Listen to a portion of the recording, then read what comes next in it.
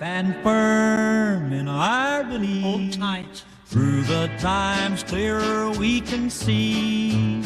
Crazy world spinning round. Stay grounded. In our hearts simple truths agree. Whisper of freedom and liberty. Rings true. Our foundation strong and deep. Holding on to what we know, while the rest of the world lets go.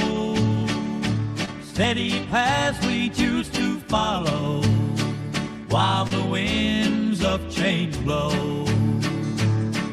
In the story we built for trust and doubt, time flies but we won't bend.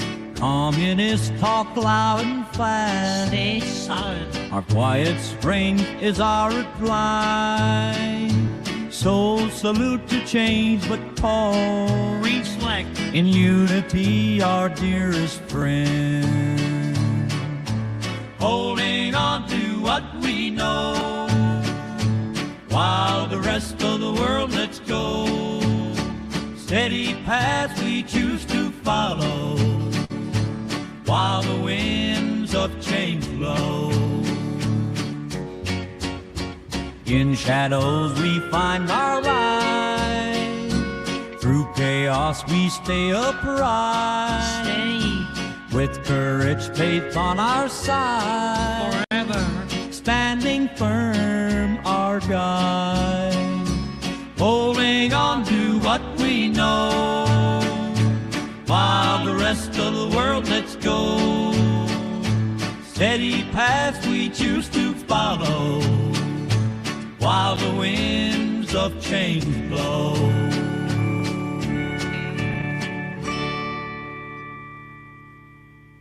In our little town so serene, where the grass is green and air so clean, we gather round the table every night.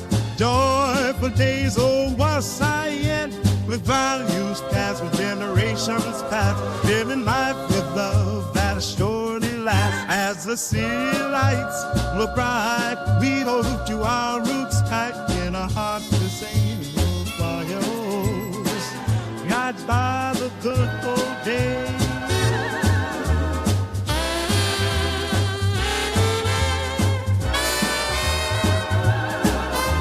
Sharing moments with friends always divine. Working hard for what we seek, respecting each word we speak, holding dear to our family ties underneath these nostalgic skies. As the city lights so bright, got too tight, in our hearts the same old fire. Yeah, oh yeah. We sway with every change of time, but in our hearts, old love and soul, that made baby in our heart, getting like a thought ain't hot. In this fast-paced world, we can fight.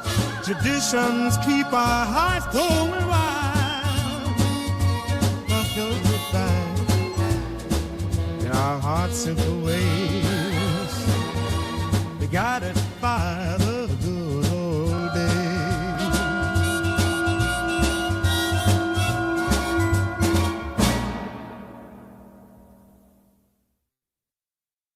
Times are changing, feel the buzzing. Staying true when they're fussing. Keep the flag a-flying through stormy nights. With the star-spangled banner, I stand tall with manners. Cross my heart with hope in sight. Here comes freedom in the land of hope and free.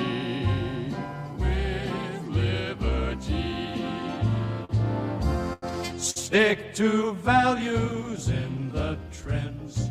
Families gather, let's defend. Hold the line, keep the bond alive. Truth in our vision, in God we make decisions for our dream.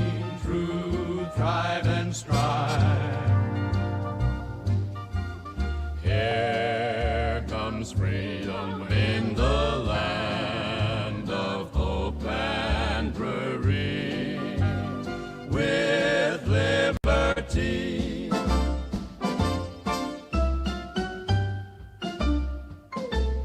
We'll keep fighting for what's right, standing strong in the night. Here comes freedom in the land of hope and bravery, with liberty.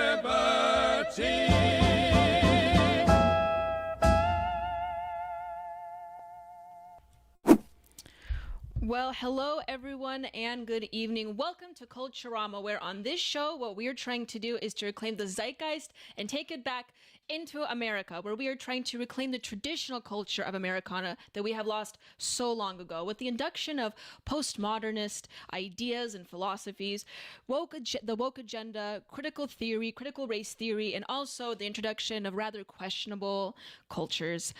We have lost that sense of traditional Americana. And what we're trying to do on this show is to have the conversations necessary so that we can understand and comprehend what the traditional Americana spirit is and to reclaim it and to inject it back into American culture. So thank you for joining me tonight. It's good to see that we already have people in the chat that are already typing away. So it's good to see all of you. And I am really happy and excited to see more to come in as well. We have a lot of topics to talk about today. And one of the big ones that I wanted to touch on that I'm rather passionate about is the health and beauty community. But what is happening with them specifically is that they are entering into conservative politics and apparently becoming MAGA heads and Trump heads all of a sudden post-election. I want to talk about that and how that culturally is going to shape online spaces and online figureheads and discourse for quite some time. And I also want to talk about the undercurrents of that culture and what's affecting that. Also, in other news, I also want to touch upon some of the election fraud that is going on. Yes, I know. I didn't want to talk about it, but we have to talk about it because it's happening. There are some states that are apparently still counting ballots, and it's been about 2 weeks after the election, and they haven't made up their minds yet as to who has won the presidential election. I know it's wild stuff, but we're going to talk about that in our offensive statistics segment, specifically about some of the votes that have been counting in Wisconsin, I believe. But I also obligated to talk about this subject, and it's not a subject that I'm quite interested in, but I think it's very pertinent to discuss, and that is, yes, the Jake Paul and Mike Tyson boxing match. I think that's going to be a big one, and I want to talk about some of the commentary that I've seen online surrounding that and what this means for young men. You know, I don't think anyone wanted Jake Paul to win that fight. I'm pretty sure everyone wanted Mike Tyson to win it, but as we have seen, the young always wins, right? Old guys, old figureheads, and I think this is indicative of also cultural movements as well. It's time to step aside. We have a new, brave movement coming in, and it is personified and embodied with people like Jake Paul. What do I mean by that exactly? I will talk about here soon, but you're going to have to wait till a little later on in the show to hear me talk about that. So I have a lot to discuss here, and I don't know if you guys could see from the thumbnail or not, but I have a few choice figures that I'm going to be talking about on this stream, one of which, of course, is the Miss Universe pageant winner. I know.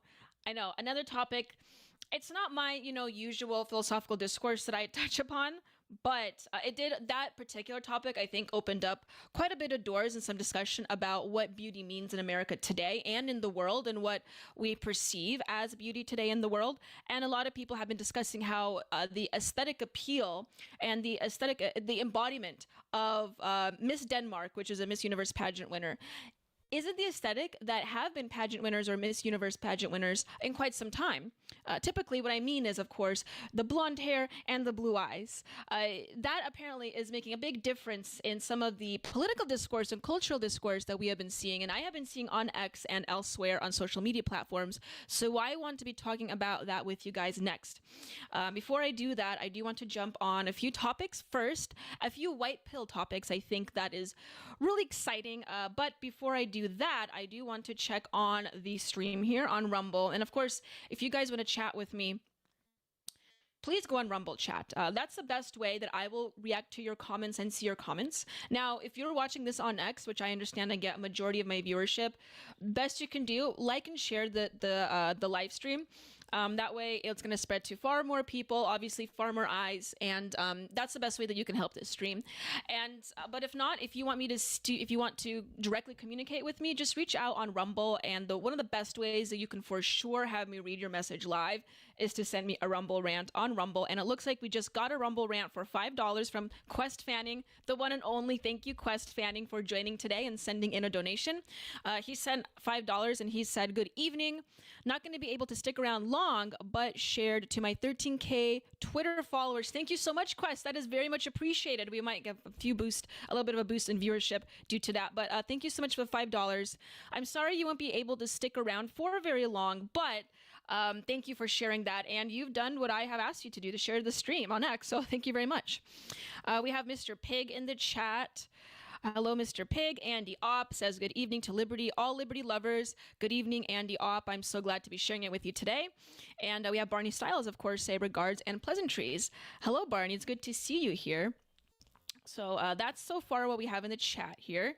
And I don't know if you guys can see, but we have it on the screen as well, so you can read the chats as they come in. But before I jump into the meat and potatoes of this stream, I did kind of want to talk about a bit of a white pill with you guys. So let me change my screen here for a second. There we go. So there has been a lot of talk about Javier Milei for the last several months, and I've been seeing a lot of people say that he's just not going to do what he's going to do. He's not going to make it big. He's not going to do it well in Argentina. It's going to be a shit show, basically. And it doesn't seem like that is the case. It seems like Argentina is doing quite fine, actually. I saw this tweet by Mario Nafal, pretty big account on Twitter, and he's been already, he posted this the other day, and I just wanted to bring attention to it because I understand that I have a lot of Liberty lovers and a lot of Javier Milei fans that watch me. So I did want to touch upon this and kind of touch upon how this really affects us in the United States, because it really does. And it really opens up a broader conversation about what the Trump administration is capable of doing. But let's first see what this tweet says. He tweeted that a year into Javier Milei's tenure, investors are doubling down on Argentina's stocks and bonds, fueled by his sweeping economic reforms and austerity measures. The local stock market surged 125% this year. And investors praise Milei's fiscal discipline, marked by spending cuts and a big fiscal surplus. So here we have some stats, facts, and figures here. Of course, we have the picture of the one and only legendary Javier Milei right there. I saw him live at CPAC a few months ago. Wonderful speaker. But there he is, quite the charismatic individual, as all of you know. And here's some of this. As you can tell, Argentina's dollar bonds are a market darling so far, and you can see Argentina is way ahead of all these other countries, and it's the year-to-date returns at index level select high-yielding sovereigns, so that looks really good. And then here's another chart, Argentina Trust and Government Index. It seems to be, let's take a look here. Yep, the first year in power each president back in 2003. So clearly the trust in government and transparency as well, and trust and transparency of government is rising. So it looks like that we have, and there he is waving. So it looks like that we have, it looks like the Javier Milei's proposed policies and the entire spirit of the message of this campaign that he has pushed so far is actually quite successful, despite what other people have said. You know, I've heard a lot of liberals and conservatives alike say that the Milei campaign and Milei's vision would not work, or there's going to be a long time before we see any positive outcomes of his administration in Argentina. But we're only a year in, and it does seem to have a profoundly positive impact. And the main reason for this also that I want to touch on is that the reason why this could be, obviously enough, is a dismantling of the administrative state that Argentina suffers from, a lot of countries suffer from, including the United States. And it seems as though the Trump administration is fairly aware of that and has been talking about that.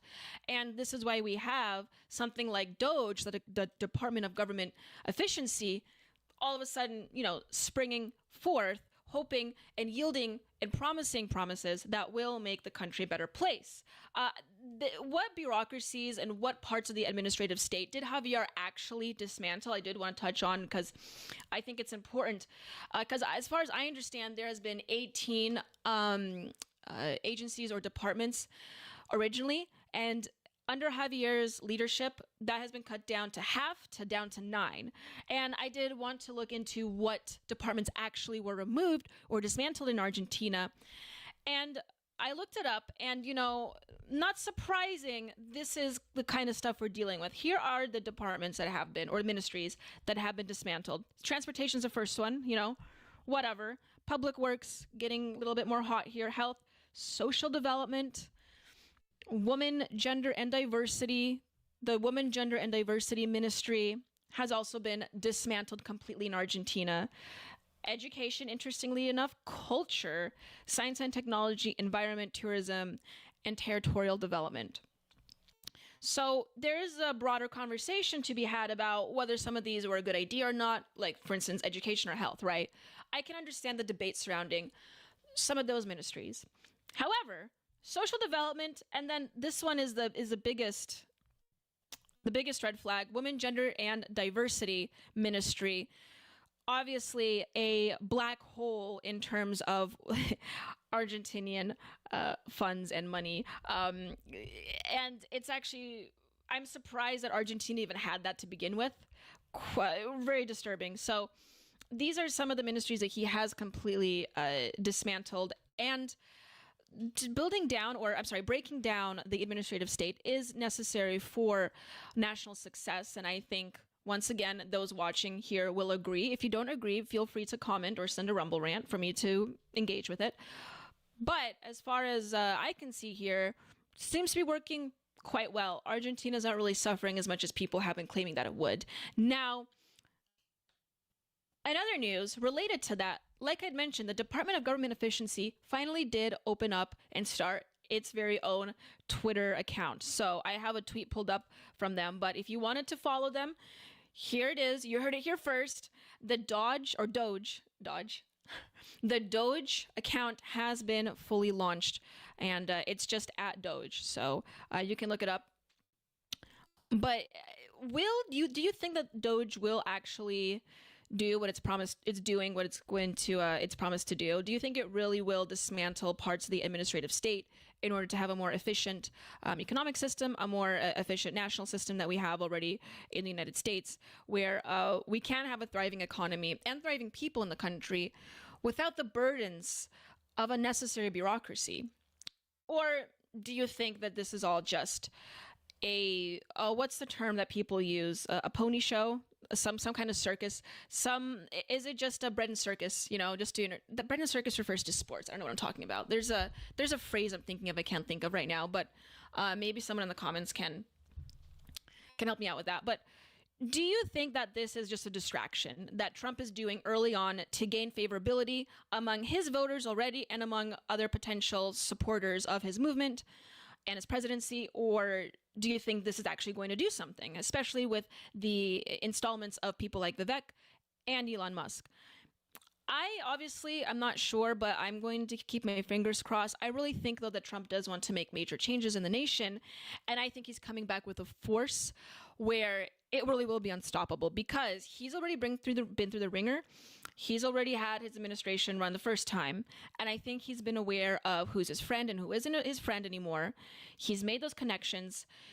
He's went through the system and he's seen what works and what doesn't work. And so what I think is going to happen is that because he's already had that experience, he might very well be more adept at making those necessary changes. And I think people in the big state, in big government, are scared. So the setting up this Twitter account, I think, is pretty big. And wrestling their jimmies there for at least for the time being. Okay, we have $10 donation from Andy Opp already. Thank you so much, Andy. Okay, he says, Daniela, your performance and progression is profound. Please forgive the alliteration. Progression. Thank you so much, Andy. I really appreciate that, and I appreciate the $10. And yeah, thank you. You know, I've been doing this show for a little over a month now, I believe, and I'm getting used to it. You know, I've been getting great fans on. Last week we've had What If All History. The week before that we've had Pedro Gonzalez. And so, you know, we've been having great people come on already. I'm glad I made those connections. And I'm getting more used to, you know, talking about the news and trending events and finding out what people do find entertaining, because I have a tendency to talk about things that I think are a bit highbrow, which, not saying my audience isn't highbrow, but it does kind of tune out potential newcomers, right? And so I've been sort of learning how to deal with that and talk about topics that people do find interesting, but also talk about it at a level at which we could deeply understand the issue and see how this really is and truly is affecting our culture. Because I think, like I said at the beginning of the show, these are important conversations to have. Because the more we have these conversations and the more that we are willing to have these conversations, the more I really do think it will spread elsewhere. It's not all going to start from this show. It will spread elsewhere. People will listen to them here, take it to their friends, take it to the families, but it will disseminate. It's a long-term project and a long-term process. But with the new Trump win and with alternative institutions being built up and alternative right-wing networks in media and even education and so forth, I think that's going to be very much possible.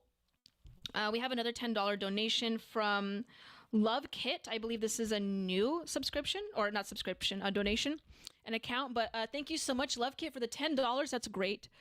They wrote, you know what's weird? Hashtag Doge is promising to cut massive swaths of government jobs. So where are the normie social posts terrified of losing their jobs? Yeah, that's a really good point. And I haven't been seeing any myself as well. I haven't been seeing a lot of concerns about this. I do think, though, that, and this could just be on me, but I may be in a little bit of an echo chamber as it pertains to getting information online on social media platforms, including X. So as far as I'm aware, I was considering the fact that maybe I'm just not exposed to, you know, some of those types of posts and tweets that you're referring to. But then again, I do follow some lefty accounts. I have been seeing some screeching concerning Doge, but for the most part, I've been seeing a lot of leftists say that almost have the sentiment of like, this is just a distraction, and that Trump's an idiot and his entire chosen administration is idiocy. He's choosing idiots. And so therefore we shouldn't really take it seriously kind of approach, right? Because they had this idea that Trump is a kind of a clown and that he's moronic. And so as far as I'm aware, I have been seeing progressives and leftists have this idea that almost like they shouldn't take the entire situation seriously. They could just be coping, though, and they could, because they are so scared, they're coping and trying to claim that Trump is moronic, and they have this idea of him that he's like this bumbling fool. So I haven't seen a lot of them been taking it seriously. I have seen a lot of women especially cry and screech about the reproductive health care situation, and now they're terrified their rights are going to be taken away. But removed from that, I haven't seen a lot of leftists take great issue with what has been happening right now as far as Trump's picks are concerned. But I think that they're just coping, or they're just trying to kind of push away the problem. But time will only tell, right? I have my hopes in Trump, I really do. But I'm also still skeptical, and I've been the perpetual pessimist. So, but I love being proven wrong when it's in my benefit. Anyway. It's good to see a lot of people already in the chat. Thank you, everyone, for joining in. And thank you, Love Kit, for joining in. Your account sounds new, so thank you. Anyway, I have a lot more stories coming in. I'm going to be pulling up my next segment called Offensive Statistics, where we talk about what else other than statistics that are offensive. And it's going to be related to the vote counting that has been happening 2 weeks now after the election. You know, they should just still count those votes. Kamala could win. So, you know, I know we're really sitting on our edge of our seats on that one. But I'm going to be pulling up that, and as well as all the other information and news that we're going to be talking about Miss Universe, about the Mike Tyson-Jake Paul fight, and also about the beauty and health community turning to Trump all of a sudden. Again, the makeup, health, beauty, all of that, like online community business, they have been known to be primarily leftists. But all of a sudden, key figureheads are now supporting Trump. Is it a grift, or do they really feel like they're comfortable enough to come out? We're going to be talking about that and more. So I want you guys to stick around. And once again, donate a Rumble rant, as we've already had, to get me to read your comments. You can also support us through the For Liberty shop, through the forlibertyshop.com, where you can buy Culturama merchandise specifically, or other merchandise related to the figureheads in the For Liberty movement. That is also the Wake Up America show with Austin Peterson, and also the Liberty Tonight show with the fellas, as we call them, our comedy nightly show on the For Liberty network. But on that show, you can buy a lot of our merchandise to support us, and that way you can get a tangible gift in return. And of course, Christmas is coming up, so I'll be talking about that and more. Stick around. We will be right back. We stand firm in our belief. Hold tight. Through the times clearer we can see. Crazy world spinning round. Stay grounded. In our hearts simple truths of breathe. Whisper of freedom and liberty Rings true. Our foundation strong and deep. Holding on to what we know, while the rest of the world lets go. Steady path we choose to follow, while the winds of change blow. In the story we've built for trust and Never doubt. time flies, but we won't bend. Communists talk loud and fast. Stay solid. Our quiet strength is our reply.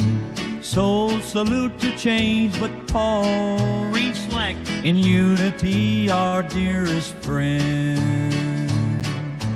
Holding on to what we know, while the rest of the world lets go. Steady path we choose to follow, while the winds of change blow. In shadows we find our light. Through chaos we stay upright. Stay With courage, faith on our side. forever. Standing firm, our guide. Holding on to what we know, while the rest of the world lets go. Steady path we choose to follow, while the winds of change blow.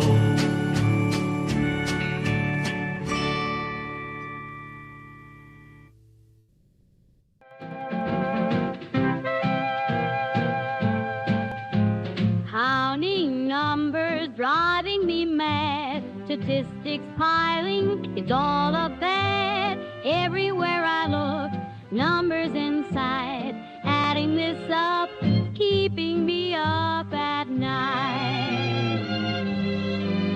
Oh, those figures dance and whirl in this cluttered number world. Okay, welcome back to Culturama. Thank you for sticking around with that little brief break. This is Offensive Statistics, and on this segment, I like to talk about statistics that people will find offensive one way or the other. It doesn't matter what political persuasion you have, regardless, it is inflammatory statistics. And for this show, for this episode, of course, with what's been going on, I figured that it would be more pertinent to talk about some of the statistics that we have been seeing concerning the election. Because believe it or not, it still has been happening. Some key states are still counting, and they're still saying that, you know what, there's a greater possibility every day that Kamala could win. And there are key states that are still counting the votes. But as this has been happening, we have been seeing some statistics and some numbers come out that don't make too much sense.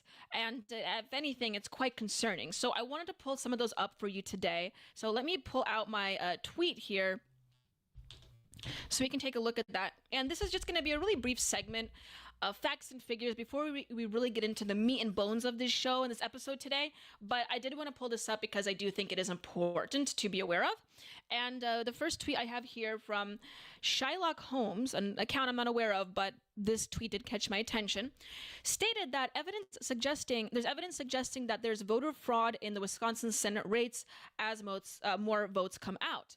In Milwaukee, a huge improbable Dem vote dump flipped a race. Okay, so here we go. In Dane and Winnebago, updates and plausibly all improved Dem vote share relative to prior votes. Updates got more extreme after the GOP pulled ahead. So this is a thread, of course, but I just wanted to take a look at this picture here. As you can tell, we have that characteristic.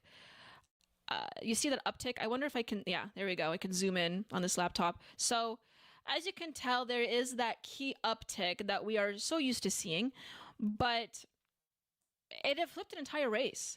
So, you know, whether or not you think this is fraud, we don't necessarily know, of course. This is all alleged. This is all alleged for legal purposes. I'm not going to claim one way or the other, but I don't want to have my head on a platter. But what I will say is that this is looking rather suspicious, right? And so there's that tweet. I just wanted to bring attention to this. And then here we have another one. In Wisconsin in 2020 and 2024, Michigan 2020 and Michigan 2024. So we have comparisons here, as you guys can see. And they all share quite a suspicious pattern. In all of them, the only reasonable explanation seems to be outright fraud. They, of course, refer to the thread, which you won't read all of it, but I just wanted to bring your attention to the picture, the pretty pictures here. But the experts, well, I cannot pronounce this word.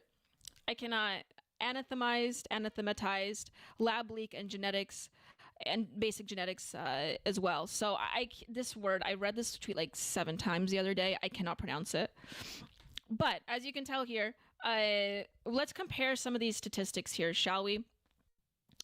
Okay, so this graph shows that Joe Biden overtook President Trump's leads, overthrew a small number of vote updates, which broke overwhelmingly for Biden. And once again, you see that same characteristic uptick. You see that right there? Right here. Okay. We'll go to the next picture. We have a Georgia election graph as well, compared to Venezuela. It's the same darn thing. Do you guys see that? Here it is in Venezuela. And we all know Venezuela is a very honest and transparent country, but compared to Georgia here, the same thing happened 2021 in the Georgia runoff election, January 5. Here you see that. Okay. And the situation in Wisconsin is even worse. A single update to the vote count brought Biden from trailing over 100,000 votes into the lead. Okay, here's a comparable graph over the same time range. Once again, we see the same pattern once again.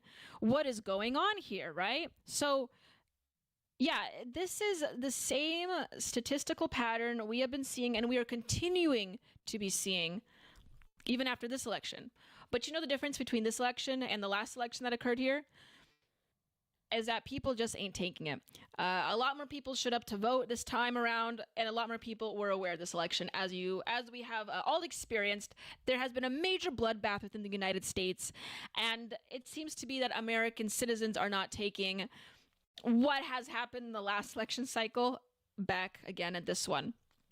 Okay, and this is the 2024 Senate votes, as we have just seen. The same uptick is happening yet again. So is this actual evidence of voter fraud occurring? Not necessarily, but it is very suspicious and very insignificant to take note of as we proceed, knowing that certain states are still counting for the election and are counting it and totaling it in Kamala's favor. And I have been seeing accounts on Twitter and so forth claim that, she still has a possibility to vote. The popular vote is also narrowing. They can still keep counting the votes. I really don't think that's going to happen. And if I were you, I wouldn't be nervous about that. But there have been actual smaller races overturned due to this finagling going on. And, I wanted to turn the question back to you guys. Do you think that something is happening here? And is this something that we should be aware and concerned about? Or is this perhaps a little bit too fixated on the fraud of the quote unquote fraud that's happened in 2020. because I, as well as many other conservatives, not just me, of course, but there have been some conservatives and Republicans that said that the fraud discussion, the fraud talk back in 2020 was not helpful for the Republican message and the party and some of the endeavors that they had to do with other local races. And I was of that mindset as well, because if you keep, pushing the message and the agenda that everything's stolen, I don't think, and I've seen this happen and occur, that certain voters will just not come out to vote. But, and that will make a great impact on certain local elections, whether that's Senate or legislative races or even county level races. But it seems to be that I was wrong all along, because this election season, at least for the presidential election, a lot of people came out. And that is very heartening to see. I want to check on the chat here for a little bit. Hold on a second. There we go. I wanted to make sure that my other screen wasn't on because you guys would see the whole setup. And okay, it's good. So I want to see if we have any more donations come in, just to double check. Okay, it looks like no new donations. Thank you for those that did donate. I encourage everyone to send in a Rumble rant if you're inclined to do so. If you can't send a Rumble rant, especially if you're watching on Twitter, one way that you could support the show without necessarily donating is to just, share the stream on Twitter. Like the stream as well. Be very appreciated, and that way you're still supporting the show and getting more viewers on it without necessarily donating any money or purchasing anything from the For Liberty shop. But I highly encourage you to donate a Rumble rant if you are, once again, inclined to do so. Okay, I just want to look at some of these comments before I get to my next segment and the bigger segment, because in the next segment that if you guys stick around, I will be talking about the Miss Denmark win and the Miss Universe win, because a lot of people have been talking about it. Why did they choose a blonde, blue-eyed woman all of a sudden? That's rather concerning, right? Because I thought we have collectively and universally agreed that that is not beautiful anymore. I don't know. We'll see. We'll be talking about that right here. But some of these comments, anathema, Love Kit wrote, you know how to say that, it's just conjugated. Anathema. I'm sure someone's going to clip that and make fun of me for it. That's totally fine. A.L. Wild from YouTube. We have our first YouTube comment. Good evening, folks, from the magic city of the plains. Cowboy hat emoji. Thank you for joining, A.L. Wild. You're a new name, and I'm excited to see you. From YouTube, no less. That's great. Because I'm seeing all these Rumble comments, so it's good to see someone from a different side of the internet here. Floby Tenderson. Hello, Floby Tenderson. Y'all go click like. Daniela is great. She deserves it. Thank you, Floby. I really appreciate that. Okay. I ain't here because you're a blue-haired fatty, Daniela. LOL, said Floby. Very true, Floby. On this show, what I like to emphasize is traditional classic beauty. And I'm not just saying this through, I'm not trying to say that I look a certain way, and that's just because, I embody that necessarily. Although I like to think that I sometimes do. But it's more so with the aesthetics of the show. And the reason why I try to maintain the aesthetics of the show the way it is because I'm trying to harken back to that. And I say this every introduction. I'm trying to harken back to that traditional Americana aesthetic, right? Where we once did have traditions and values that were more stipulated in a way culturally, more so than it is today. I live in a very liberal part of the United States. And so a very metropolitan part of the United States as well. Some of you are aware of Seattle, and it is pretty run down. And parts of the United States like that, like Seattle, Portland, other parts, the entire, you could say that this is also due to the Pacific Northwest region. The cultural elements surrounding the Pacific Northwest region are more downtrodden, but as far as I'm aware, with major metropolitan cities in the United States, I have traveled, so I have seen other parts of the U.S., but it seems to be that we don't hold true to those traditional aesthetic elements anymore. And, you can even see it with mainstream fashion now, at least with the West. You don't really have those, especially when it comes to feminine wear. Well, masculine wear as well. You don't see a lot of those traditional aspects. A lot of it's very minimalistic, kind of drab. Not very bright in color anymore. I like to think, and as far as I'm aware, aesthetics and philosophy go hand in hand quite a bit. And so seeing the ugliness or the uglification of America happen in real time as the years progress. I think that goes hand in hand with the philosophical elements as well as the cultural elements of our country, and how if one goes a certain direction, so will the other. So like if fashion declines, for instance, so will culture, society, and also philosophy. And so this show, and the main idea of this show and the concept, is to kind of retain some of those elements back to what we have seen and hearkened to in the past. Anyway, we've been seeing a lot of comments spike up, and viewership is slowly increasing on Rumble. Let's boost those numbers, guys. Share the stream. I highly appreciate that. We can get more numbers on. I will be right back with the next segment, with the Miss Universe segment. I'm going to play your guys' favorite commercial. Okay? And I think all of you guys like this one. So I'm going to play it. It's the one where they say Marilyn with the Masters. I know a lot of people have been commenting on that commercial, so I'm sure you guys will enjoy it. Anyway, I'll be right back. And in the next segment, I'll be talking about Miss Denmark for the Miss Universe competition, and how we have seemed to be reclaiming traditional beauty in the world, let alone in the Western world. We'll talk about that. Just stick around.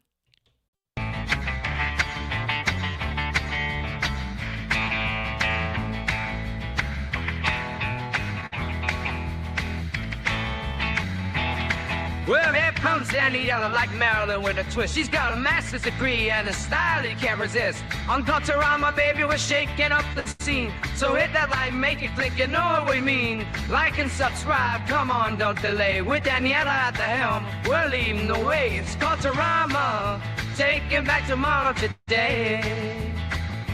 You have to force behaviors, and at BlackRock, we are forcing behaviors. Mao ordered his citizens to throw off the four olds.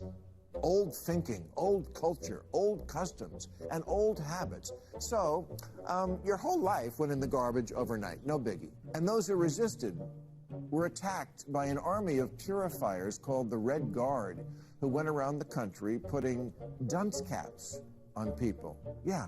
Who didn't take to being a new kind of mortal being. If you don't force behaviors, whether it's gender or race or just any way you want to say the composition of your team, you're going to be impacted. Well, things haven't been so sweet for Ben & Jerry's after the company posted an anti-American tweet, a few of them, on the 4th of July.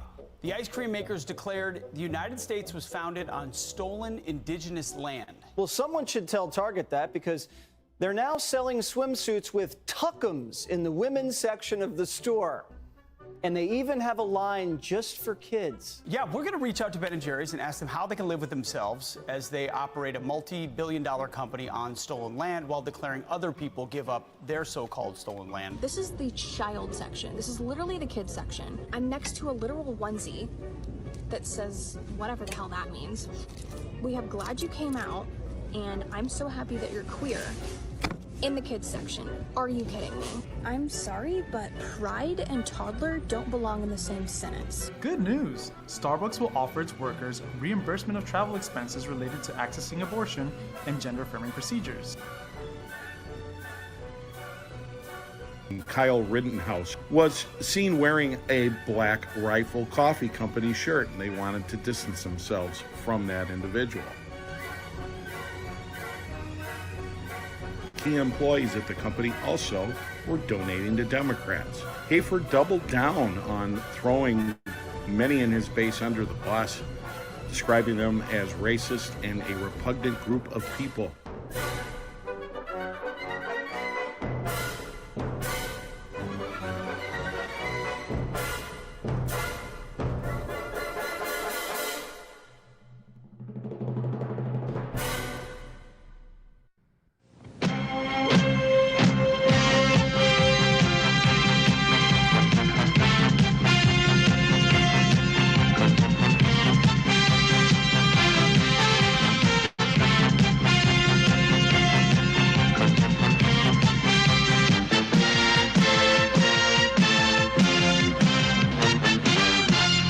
Liberty Law. Okay. Welcome back, everyone, to Culturama.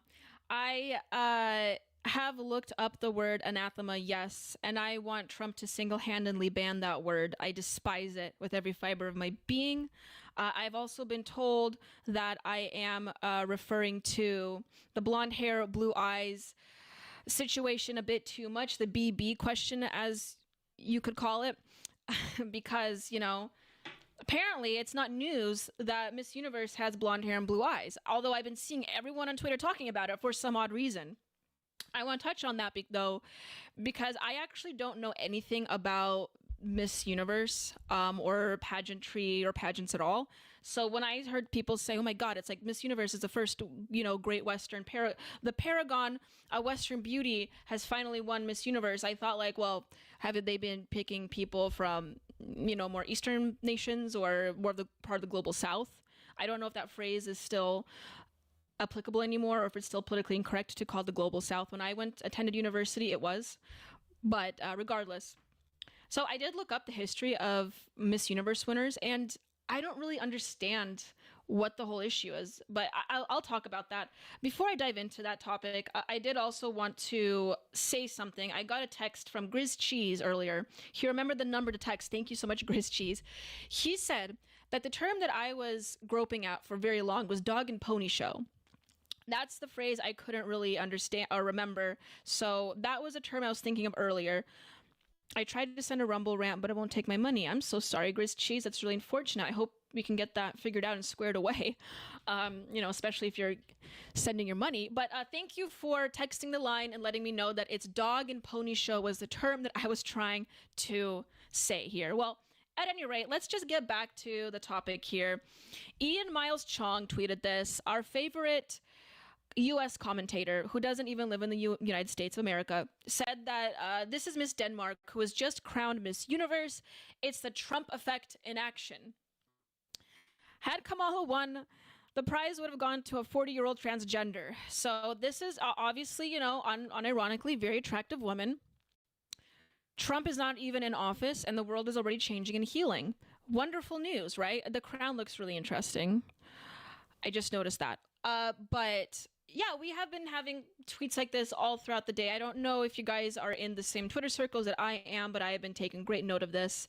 I've also seen this tweet as well. Denmark's Victoria Karthelvig, I think is how you pronounce her last name, wins Miss Universe for 2024, the first blue-eyed, blonde-haired woman to win in 20 years, right?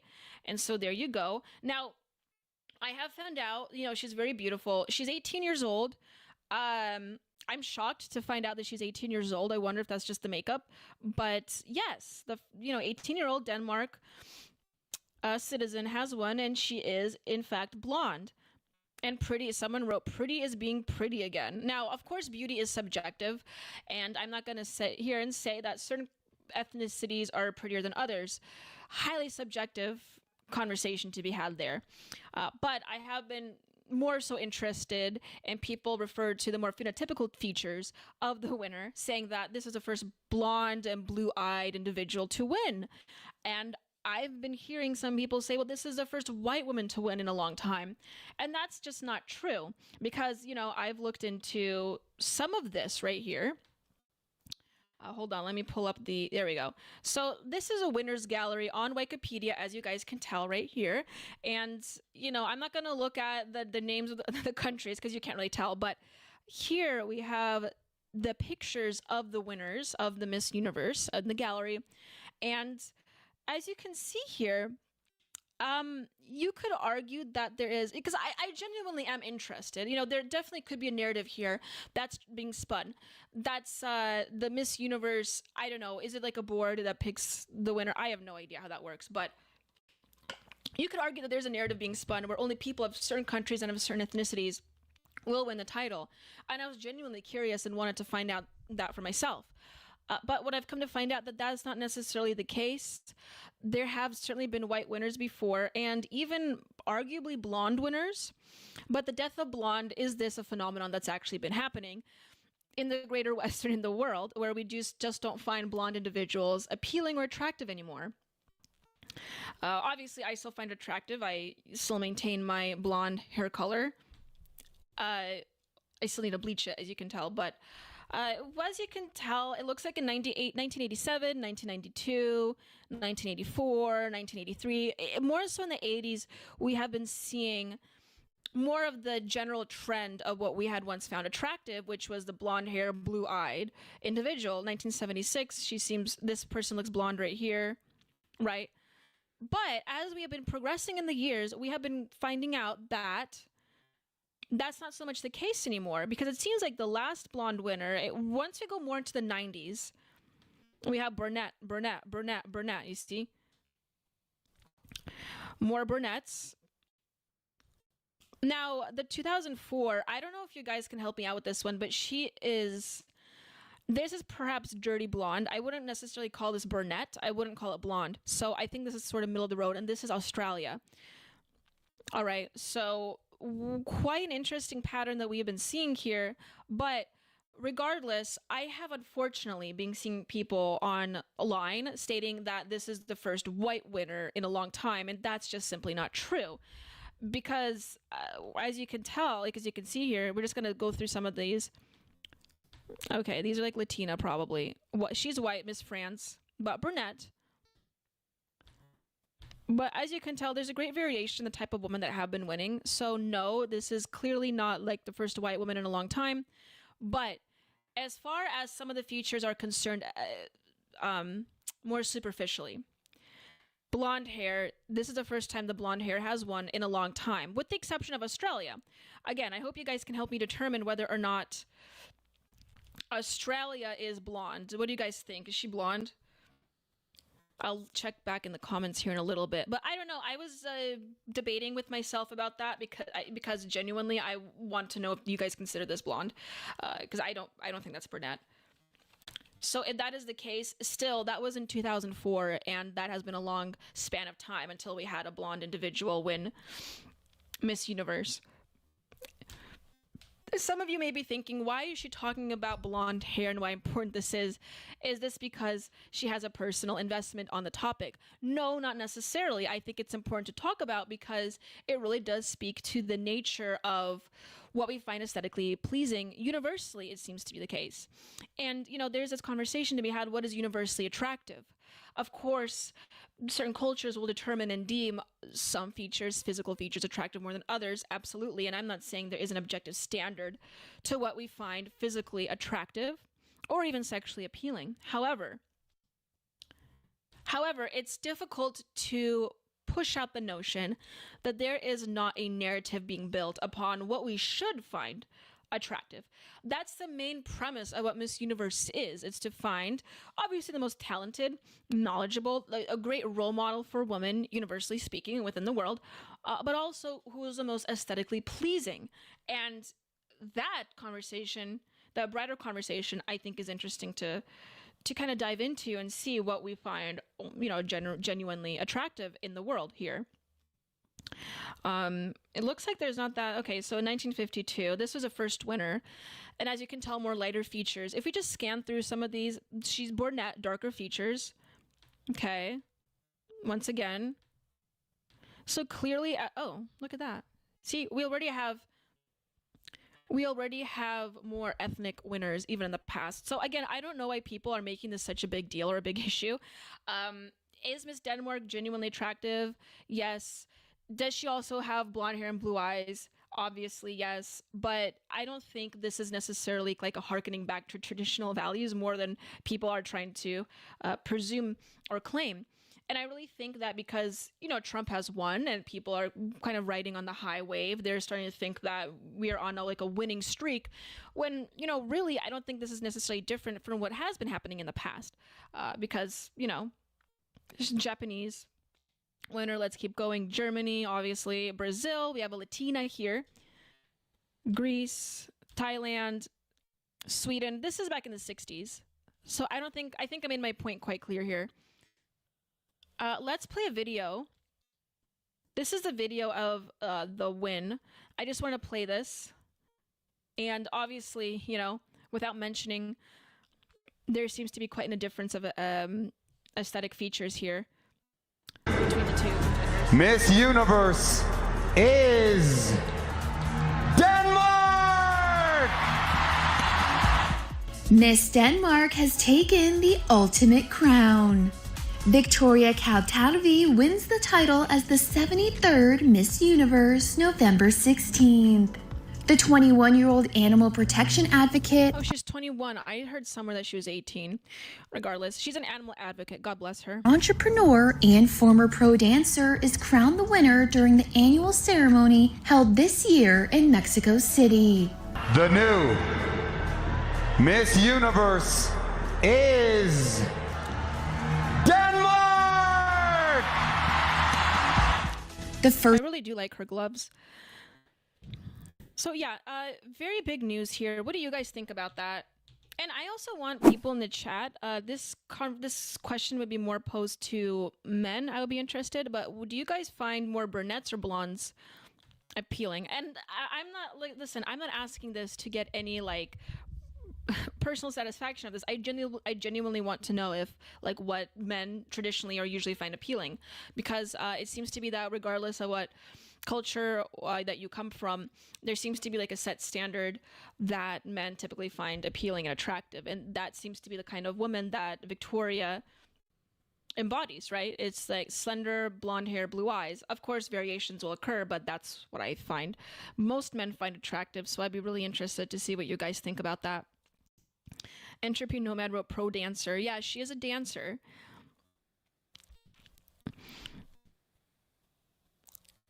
Yeah, Love Kit wrote, yeah, you're in some weird Twitter circles. I haven't seen anyone comment on her race/hair, just the fact she's conventionally attractive while she's only 18.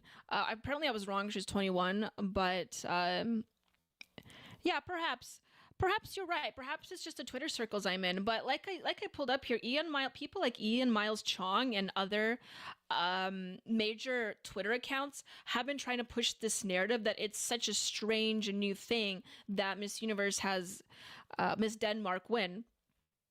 And I don't know if that was necessarily like just what I've seen, or if that's just the sentiment within Twitter. Barney Styles wrote that it was a Kardashian effect previously. Nature is healing.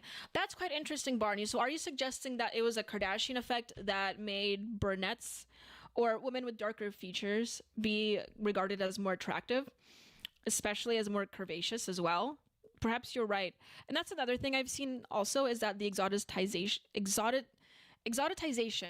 I don't know how to say that word, exoticizing certain features of women that wasn't considered attractive in the past are more so attractive now, like having larger breasts, larger butt, frankly, and larger lips seems to be more attractive now as it has in the past. Another phenomenon that has occurred. I wonder if that also is due to the Kardashian effect that you are describing here. But people are now stating that it is due to the, with this win, it's the Trump effect. Grizz Cheese honestly depends on the blonde. Thank you, Grizz, for joining. I see your comment. It's good. Maybe you can't donate, but it's glad to see that you actually managed to join the chat. Hero honestly depends on the blonde. Sometimes blonde is really nice. Oh, whoops. But I usually lean towards brunette. Interesting. Okay. Love Kit wrote, men like almost anything. Okay, that's true. Jesus, what is Daniela discussing here tonight? We are discussing the Miss Universe win being Miss Denmark, Victoria. And again, I've just been noticing a lot, and I've been noticing these people bring up the attention to the fact that she's blonde and blue-eyed and even white. And I really wanted to look into it because I genuinely didn't know if this was like a thing that Miss Universe had, that they were only picking people of certain ethnicities to win the competition. But it seems to be the fact that that's just not the case. And so why is it that certain right-wing accounts, especially accounts like Ian Miles Chong, have been promoting this idea that this is such a rare occurrence and attributing this win to Trump somehow? For some reason. Looks like we have another donation from Entropy Nomad. $5 wrote, all cats are gray. Very interesting donation, Entropy. I'm not sure what that means exactly, but might have to explain that one for me in the comments. But I really do appreciate your $5. Thank you so much. Okay, I'm going to be up here in a second AP for Liberty wrote, I get suspicious when a girl is too hot and she wins a pageant. I always think I'm gonna get Blair Whited. Yeah, these days you cannot be too comfortable with whoever wins these pageants, right? Or who you find too. I really feel sorry for guys out there because like when a female transitions to become a male, it sometimes is like most of the time it's actually rather obvious, and even then it's like not much of a shock once you find out they are trans, because like 9 times out of 10 they look like twinks. But when a guy transitions to a woman, they could really fool you. I mean, it can confuse. It confused me. It confuses other guys a lot of times. So I feel really sorry for guys because, you know, especially since men are more visual when it comes to sexual attraction. I feel sorry for you guys that you have to deal with that reality, because you can never feel too comfortable, you know, when you're out on a date or you see a chick on TV or online that you find attractive. Quite unfortunate here. Okay, I will be right back with the next segment. In the next one, I'll be talking about a few more topics sort of related to this, but I can't help but talk about the feminization of education. I want to talk about that next, and of course, when I come back, we're going to be talking about the Jake Paul-Mike Tyson fight. You guys are going to want to stick around for that one. So I'm pretty sure that's the kind of audience I have. So you guys just stick around. I'll be right back to talk about that fight and what that means for young men, especially here in the United States. So I'll be right back, and just sit there and feel comfortable. Maybe get a snack, get a drink, and we're going to make the rest of this evening, since I have only 1 hour left of the show, going to make the rest of this evening quite entertaining for you all. We stand firm in our belief. Hold tight. Through the times clearer we can see. Crazy world spinning round. Stay grounded. In our hearts simple truths agree. Whisper of freedom and liberty rings true. Our foundation strong and deep. Holding on to what we know, while the rest of the world lets go. Steady path we choose to follow, while the winds of change blow. In the story we've built for trust in you, no doubt. Time flies, but we won't bend. Communists talk loud and fast. Stay solid. Our quiet strength is our reply. So salute to change, but pause. Reflect. In unity, our dearest friend. Holding on to what we know, while the rest of the world lets go. Steady path we choose to follow, while the winds of change blow. In shadows we find our light. Through chaos we stay upright. Stay. With courage, faith on our side. Forever. Standing firm, our guide. Holding on to what we know, while the rest of the world lets go. Steady path we choose to follow, while the winds of change blow.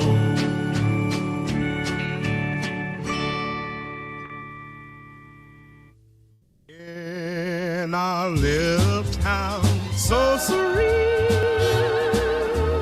where the grass is green, the air so clean, we gather round the table every night. Joyful days, oh once I end, with values passed from generations past, living life with love that surely lasts. As the city lights look bright, we hold to our roots tight. In our hearts we sing choirs, guided by the good old days.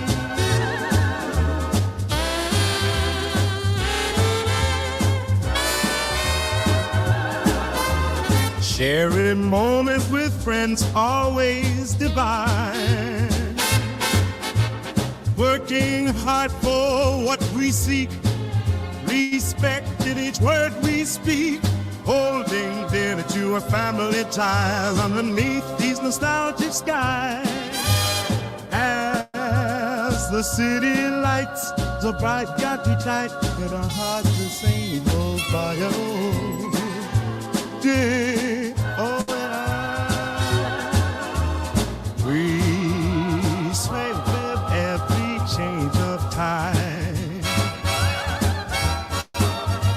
But in our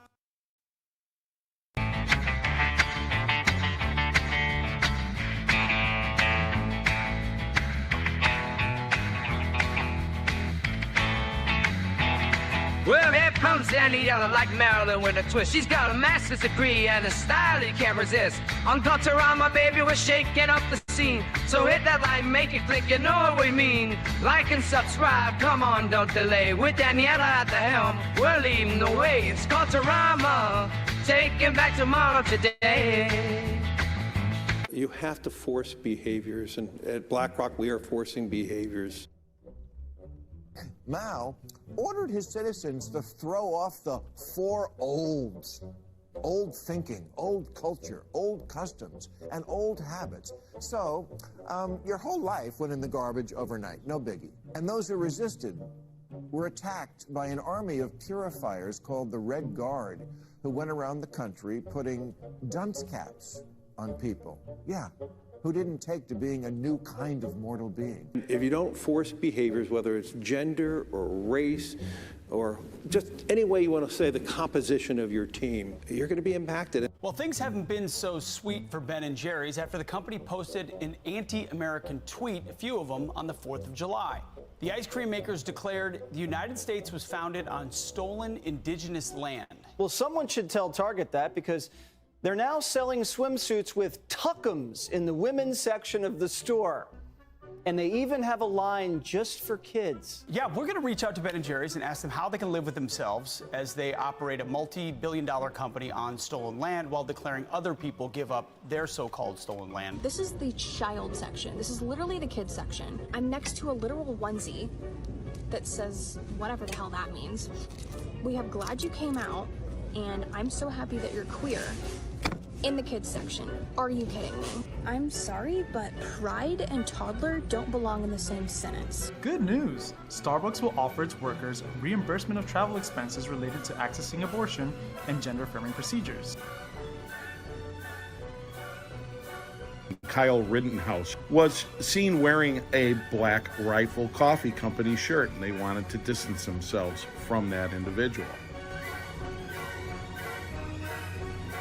Key employees at the company also were donating to Democrats. Hafer doubled down on throwing many in his base under the bus, describing them as racist and a repugnant group of people.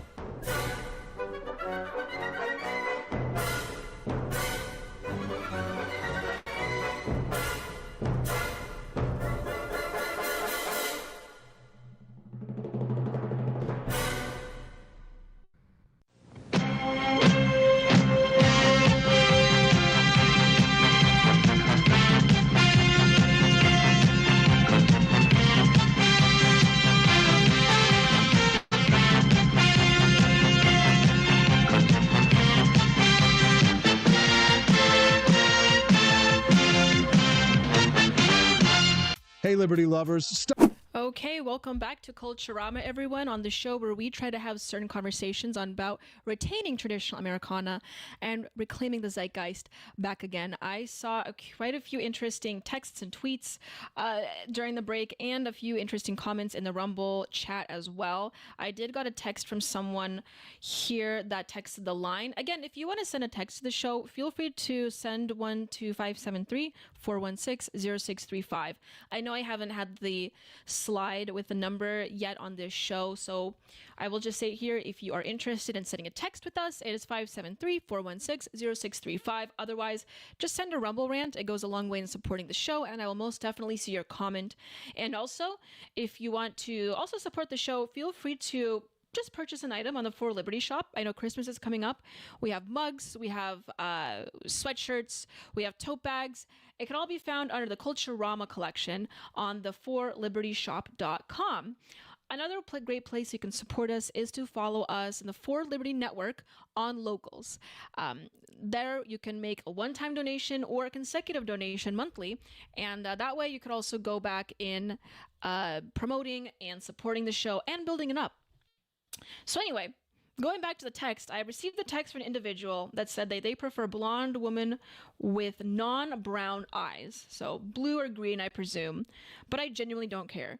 And that's the thing with men, is that they usually don't care. So I've seen people just right here in the chat. Thank you for everyone that did show up today. Anyway, so I wanted to bring that on as well. And also, I believe I got through all my plugs here. I think I'm just going to dive into the next segment of the show, which is the main segment of the show. And that is where I talk about the health and beauty community and how they are going full MAGA. What do you guys think about that? Do you see like makeup gurus and health gurus online becoming more conservative?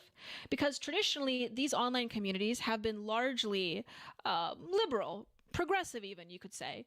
But that doesn't seem to be the case anymore. And I've been noticing this phenomenon, especially since the Trump win. And I kind of wanted to touch on that and talk about that with you today. But before I do that, I did have another subject here that I wanted to touch on because it was loosely connected to the Miss Universe thing that we've just talked about. Let me pull it up right here for you. Hang on a second. Okay, I retweeted this and I wanted to talk about it with you guys. But here it is. I'm just going to read off my tweet. I don't know if you guys saw this. This tweet went viral. I'm just going to pull it up. This picture of this lady, as you can see here. She is somewhat scantily clad. That's her Halloween outfit. I believe it's from Legally Blonde. And she's attended Harvard University. And, you know, people are kind of have been making fun of her for this, saying, like, you know, how the hell did someone like you get into Harvard? And she's been kind of slapping them back and saying, well, actually, I did. And not only that, I received I believe she had a degree in computer science as well. Yep, computer science, and work as a software engineer now. So she's gotten a little viral out of this tweet, right? And look at her. She's beautiful. She's an OnlyFans model. I do want to add, if you go to her, here we go. If you go to her little account here, 80,000. She's a Twitch streamer, a cosplayer. If you go to her link tree, it looks like that these are all her links, and she has quite a menu of items that she posts, right? And so she's definitely your typical e-girl. And she gets quite a bit of clout by dressing up in these scantily clad outfits, right? And does this necessarily mean that she can't thrive in an academic environment? Not at all. Obviously, beautiful women, and scantily clad women even, if that's what they prefer to do, can most definitely thrive in a academic environment. But what I did want to touch on, and you guys can correct me if I'm wrong on this, or if you don't agree with me, but it seems to be that this is a general trend of academia now, is that we are admitting people like this, right? Because you would look at this woman and you would say, like, traditionally you wouldn't presume that a woman like this would thrive in an academic environment. But is that necessarily, are you just stereotyping her in a way that makes it unfair for her or people like her to thrive in those environments? So is it an unfair estimation, or does it come from a place of truth where typically women like this won't thrive in an academic environment? And is this more reflective of what's happening in American academic institutions today? And this is a topic that I love to talk about quite a bit. And some may call me a hypocrite for saying this, because some may say that, you know, I'm an e-girl as well to some degree, and I won't deny that.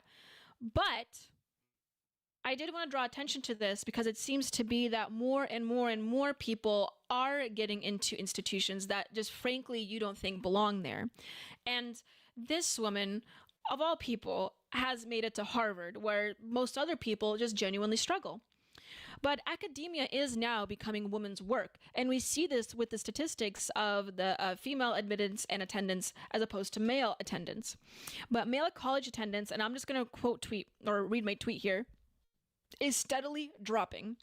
6 of 8 Ivy League universities had female presidents. Women have outpaced men in attending degrees at every level, including 62% of associate's degrees, 58% of all bachelor's degrees, and 62% of all master's degrees, and 57% of doctoral degrees. This is new in all American history, or really throughout the world.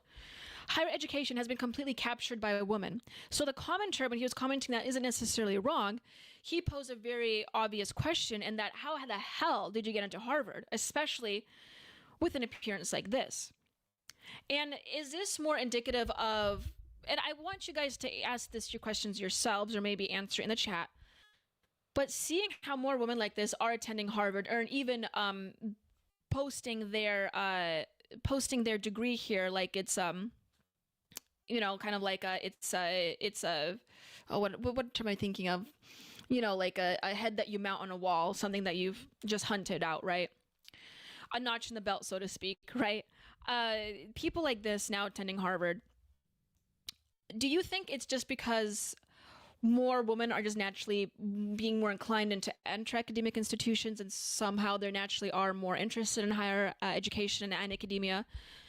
Or is it because, alternative answer, or is it because that perhaps academia is loosening some of their admissions, particularly in trying to increase their admission rates, and almost, one would argue, dilute the competition and their meritocracy that is necessary for certain populations and peoples to enter these academic institutions?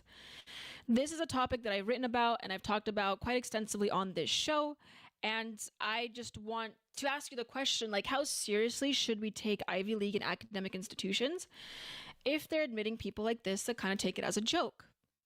Because if I had attended Harvard, I wouldn't want to take it as a joke like this, but that's just me. And again, I could just be judging a book by its cover here. Absolutely. And I'd be the first to admit that. But at the same time, we have been seeing more news come out about how people involved in higher academic institutions are outright plagiarizing. Claudine Gay, I think her name was Claudine Gay, the president of Harvard. Yeah, Claudine Gay resignation. The president of Harvard was found outright plagiarizing material, and we've been seeing this happen more and more. Women, by the way, former president of Harvard, we've been seeing this happen more and more, where officials and figureheads within academia and academic institutions in America are just not even taking it seriously anymore. And for the people watching this show are already aware, with affirmative action and DEI policies, we are also trying to force in demographics of people that, ordinarily we would just look at the raw data to see who has the marks and the grades to get into these academic institutions, who are frankly smart enough to get into these institutions. But we revert all of that and we throw out that system for a system that benefits certain demographics and certain types of people just to fill a certain quota. This is a system that should not be taken seriously. And so seeing this tweet made me, well, that's the wrong one. Seeing this tweet made me reconsider that and perhaps consider that, is this something that should be taken seriously? And is this woman who's kind of celebrating this fact and obviously making fun of her followers, asking basic questions like, how did you get into Harvard? This is not what we have classically seen and not traditionally seen for quite some time. And it is a big shock that this is happening. This is brand new. Because it is attention grabbing. But I don't think it's a surprise at all, considering that academia is becoming a highly feminized institution. But regardless, I've talked about that subject quite a bit on this show, and I'm sure you guys are aware, but I did want to touch on... hold on a second. Let me look at the comments here just to be safe. I did want to touch on the next subject in the health and beauty community that you guys have been waiting for. Okay. Love Kate wrote 3 minutes ago, it says more about Harvard, exactly, on the types of people that they admit into their schools. Entropy Nomad wrote, we should not make a rule from the exception, absolutely. Nelson65 wrote, interesting. Harvard might be doing this to attract more men. Guys will look at that and think, damn, these are the women that go to Harvard. Sign me up. Maybe that may be the case, Nelson65. That'd be very interesting and pronatalist of them. Plausible theory. Something tells me I don't think they necessarily care about that, but maybe they're trying to up their male numbers up by getting a woman like this to join. Ron Helton1 just now wrote, and now Trump will probably make it harder to be all female, LOL. I wonder what you mean by that, Ron. You're saying that the Trump regime, so to speak, will have this reactionary response to what has been happening so far right that now it will negatively impact women, especially women that want to get into the workforce, want to get into academia, and have a professional lifestyle. That very much could be the case, and I can see where you're coming from if you state that. I don't think that will be as harsh of a reaction as you think it is, but it very much is possible. I'd be really interested to see in your thoughts on that. He wrote, Harvard admitted one of my ancestors must not be too hard to get into GIT, all that, LOL. I don't know anything about your family, maybe. Nelson65 wrote, Trump may make it harder for someone to become a woman. Yes, indeed. Okay, hopefully it will mean a pushback to a merit system and not what color and gender one is. Right, exactly. And that's what we can all hope for, is a meritocratic system. Fingers crossed that would happen. The issue with maintaining a meritocratic system, though, and this is the issue that a lot of institutionalists and leftists may have with this, and that is if you do have a key meritocratic system, say hypothetically it works perfectly well, what you will start to see is that only certain demographics excel over others, and that is a big issue they take, because with the doctrine of universalized education and universalized rights and universalized opportunities that we have, at least within the United States, it goes against that narrative. If you have a key, an only meritocratic system, you will see certain people excel over others. And as far as academia is concerned, you will see that it's more white men that will excel all other demographics, because that's been the case in history. Whether or not that's due to the systems of the past and how they unfairly treated other demographics, or whether white men just genuinely are more capable of, thriving in academic institutions, that's a different question, but we can never really know that unless we have a truly meritocratic system, right? And to retain one right now, the issue is that once we do start to see certain demographics thrive over others, are we going to be comfortable enough to deal with that outcome? That's the broader and bigger question. Okay, I'm going to pull up this next story because I've been really itching to talk about this one, right? Oh, Barney Styles wrote, Ivy League will be all Asian. That's another demographic I did not mention. Asian, men and women, or white men. I think that's going to be the two main demographics that will really thrive in academic institutions. Yes, I agree with you. Okay, well, I'm going to jump from that story to this one. It's slightly related, but not really. And that is beauty gurus. Influencers are going full MAGA. Trump's win, a red hat no longer seems so bad for business. Remember the days when saying that you're a Trump supporter would cost you a following or it cost you a business? That doesn't seem to be the case anymore. We have been seeing TikTok stars within the health community especially come out and say that they support Trump. I found this It's happening. clip I'm here. crashing out. I'm going to watch it with you guys. We can watch it together. Want to see what you think about this? That seems to be a more going trend that now beauty influencers, more so within the health community, that talk about, holistic health measures that one could take, skincare, even makeup. Once that was a community that was once fully infiltrated and occupied by leftists seems to be going red. And I wanted to explore this phenomenon with you because I wonder why this would be the case. And some of them are coming out unabashedly supporting Trump, and this is costing them a following and others not. So let's take a look at this. I'm crashing out. I'm done, okay? Oh, whoops. Here's to the game. Whoa, my mistake. Hold on. Let me pull this TikTok up here for a second. I don't care. It's happening. I'm crashing out. I'm crashing out. I'm done, okay? She's done. I blew up on this godforsaken clock app when I was like 19 or 20 years old, okay? Back then. Keep in mind, it has been 4 to 5 years and life has hit me like a fucking truck, okay? I'm no longer the stupid brainwashed liberal that I used to be when I was 19. And I am being hated on so much for simply changing sides. And I'm done. I'm so tired of my old fan base. I don't give a fuck about your identity politics. I voted for Trump and I hate fat people. Yeah, oh, another beauty guru right here. So I don't know if you guys could hear that.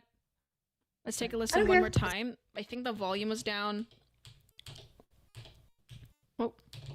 So she says that she's completely done with her fan base. Let's take a listen again. I'm crashing out. I'm crashing out. I'm done, okay? I blew up on this godforsaken clock app when I was like 19 or 20 years old, okay? Back then. Keep in mind, it has been 4 to 5 years and life has hit me like a fucking truck, okay? I'm no longer the stupid brainwashed liberal that I used to be when I was 19. And I am being hated on so much for simply changing sides. And I'm done. I'm so tired of my old fan base. I don't give a fuck about your identity politics. I voted for Trump and I hate fat people. Oh, and she hates fat people. Yeah, that's so anyway, that same person that we have just seen rant online has stated this, that she's lost over 1,000 followers on Instagram. This is another post that another person has done. Another beauty guru, health guru online, says that she posted this picture on Instagram on Trump and it upset a lot of people.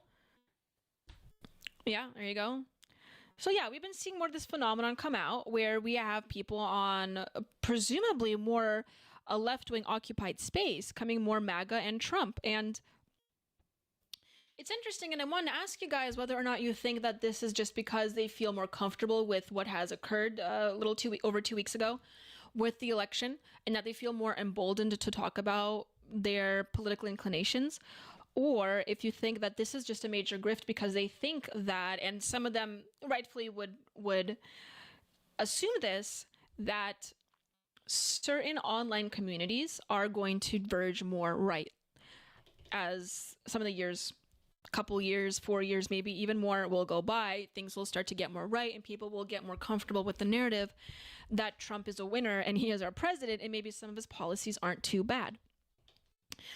I was under the impression at first that this was a grift, right? Because I don't, especially these types of people, I don't really take them all that seriously. I think they are, everything online is a major grift for the most part. But so I didn't take it as seriously, but I started to think about this community, right? Because I'm going to level with you. I am not really big on the health community online. I know very little about it, but when I did more digging into it, it made perfect sense to me. And I like to call this the Alex Clark effect. Now, for those of you that don't know who Alex Clark is, I had this article up, but she's only 31. Wow. I used to work for Turning Point USA, and one of their main media personalities that Turning Point has pushed out for the last couple years is this individual named Alex Clark. And here she is. She's obviously a Trump supporter. She's affiliated with Turning Point USA. And it seems to be a completely manufactured image of what femininity within the conservative movement should be and will be for the following years. And Alex Clark is a media personality. She has a Twitter. She has a YouTube. I have her YouTube pulled up right here. We've saved the best for last. Our next presenter. Excuse me. Sorry about that.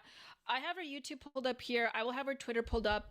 And I wanted to touch on this subject because I think what we're going to be seeing in these next few years is a proliferation of conservatism within the health communities, on the online health communities, especially as it pertains to shaping what the conservative image should be or will be of femininity. And I just think it's important for all of us to be aware of that. But let me pull up my tweet concerning this actually, because it just summarizes what I've basically said. Hold on a second. Where's that tweet? Here it is. So I quote tweeted this person. It says, "The lifestyle and wellness influencers who have previously been wary about tossing any money by going MAGA are now coming out en masse as full-throated Trump supporters," right? Is this a grift? Is not a grift? And I thought about this, and this is what I wrote. Lifestyle and wellness influencers now are coming out as largely conservative as a result of what I call the Alex Clark effect. It is, in other words, a promoted image of a conservative female youth manufactured by Turning Point USA executives and the marketing team, which is exactly what Alex Clark is. And I don't know if like any of my viewers watch Alex Clark or are familiar with her work. We'll look a little bit into it. I'm trying to be wary of time, obviously, but she has this persona online where she talks about, for the most part, okay, health associated as it pertains to femininity, right? And what you'll see, the main issues that she will cover on her Twitter, on her YouTube, I swear to you, it's always about hormonal birth control, diet, okay? And maybe some conspiracy theories. It's almost always that. And I wanted to do a little experiment with you. This is another person that, Morgan is another individual that encapsulates this, but I will talk about her in a second. Let's look at Alex Clark. So her show used to be called Culturama, okay? And the whole movement used to be called Culturatives. These are like what Turning Point was experimenting with about what the image of traditional conservative femininity should be in the United States. And they were called Culturatives. And it seems they have changed that with now cultural again, another word. I know what this word means. I don't know how to pronounce it. Apothecary. Anyway. So health and wellness girly. She has over 100,000 followers, right? If you do a quick search on her Twitter and do like, let's say, birth control, right? Tweets upon tweets upon tweets upon tweets upon tweets upon tweets about birth control, hormonal birth control. It's a health issue. Let's do another one, milk. This is another trend I've been seeing a lot within the conservative right wing. Milk. Posting a picture of me wearing cute. Hold on, I have a sound effect for this.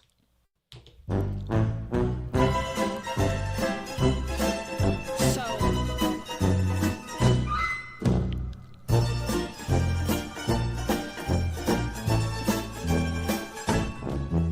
I've been seeing so many milk posts all the time from people like this. I understand milk is an important subject, and it's there's a greater conversation about milk within the right wing, but I first seen it being promulgated by these two accounts, right? Alex Clark and Morgan, which is another, for those that don't know, she is basically like Alex Clark 2.0. Turning Point, manufactured by Turning Point executives, supposed to be the brand of conservative femininity moving forward, kind of like this, pro-health, anti-birth control, pro-raw milk individual. I also would like to call this the female milk effect as well, but they talk about milk so much and it drives me nuts. And I remember I did one tweet about milk and it went a little viral, but I deleted it because I just couldn't let myself accept the fact that a tweet of mine about milk went viral. But all they talk about is health all the time. It's always about feminine health, healthy lifestyle. And here she's talking about ivermectin, I guess. Coca-Cola safe, raw milk unsafe, industrialized seed oil, real butter. So butter's another big one. I think that this is an interesting phenomenon. I'm not necessarily for it or nor against it, but what I will say is that it clearly is palatable, and it's more so than any other time before, very much present within the conservative female movement. And with this new phenomenon of other health guru accounts coming out as MAGA, I think it's following in this trend that was initially started by Turning Point USA. And I will just say this, it's completely manufactured. This individual is not an individual with her own, I'm sure she tweets about her own personal opinions all the time, of course, but this image was manufactured for a purpose. And it's manufactured to garner and to muster up all the attention of the Gen Z female vote for future elections and obviously for future mobilization efforts. And there's nothing necessarily bad about that. What I take great umbrage with, though, with this phenomenon, however, is the topic of birth control specifically, because let's take a look at it one more time. Sure, shall we? Birth control is like a huge thing with these people, and when I was working with Turning Point USA, I've noticed this as well quite a bit. The Young Women's Leadership Summit, I've written about this, is their annual summit dedicated only for women, young girls, female attendants, but it's primarily marketed for women, or not even women, girls of a certain age. I would say teenage age. Obviously, older women can attend and have attended the conferences, but it's marketed specifically for teenagers. And like the first thing on their docket is birth control and daycare. And I just found that really interesting. I don't know what you guys think about that. I understand the natalist messaging that has been happening within the conservative movement in America. But is this something that we should really be talking about as it pertains to an event targeting teenage girls? Talking also about pharma lies, big pharma lies, homeschooling, big food, big everything. No one likes big milk or big food. Yeah, so Spillover was the original show, and I think that's where it kind of started. And she would talk nonstop about things like birth control all the time. I just thought that was very interesting. I don't know. I don't know. What do you guys think about that? Crunchy Granola Psy-Op wrote Mr. Pig. Yeah, exactly. That's an interesting combination. Oh, hold on. Someone's asking me what I'm drinking in my mug. It's coffee. It's my Homer Simpson mug. I'm going to get the Culturama mug here and show it to you guys, though. Well, at any rate, I do want to talk about now the Jake Paul and Mike Tyson fight, because I do see I'm going a little bit over time, so I'm going to be aware of my time. I'm not going to go over time, but before I come back, I encourage you guys to send in a Rumble rant. I will read your last messages on the show live. You can say whatever you want, almost whatever you want. Donate it, and I'll read it out loud. I'll engage with your topics, and I'll answer your questions. Other than that, donate to the show using on Locals. The For Liberty Network on Locals specifically is where you can make donations to support the show. Otherwise, you could also visit our shop at theforlibertyshop.com, and that way you can get a tangible Christmas item coming up, because I know we're in the midst of the holidays, and I would love for you guys to be able to give your family members a wonderful Culturama mug or sweatshirt or whatever. We also have face creams, we have a tote bag, and a beanie as well. So I hope to see you guys in the next segment. I'll be talking about the Mike Tyson and Jake Paul fight as we come back. So stick around, and I will pull those tweets up and those news stories up here in a second.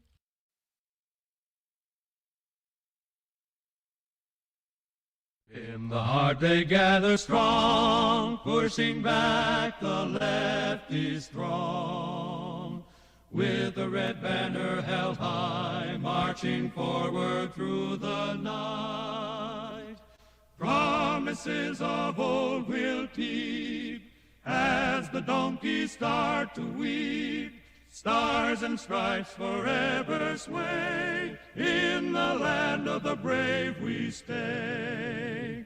We've got the power now, in the heart of every town. We've got the power now, the Reds are going down. With a flagpole planted firm, Golden dreams that won't decay, marching proudly through the day. in the eagle's shadow by, we find our strength and take our pride.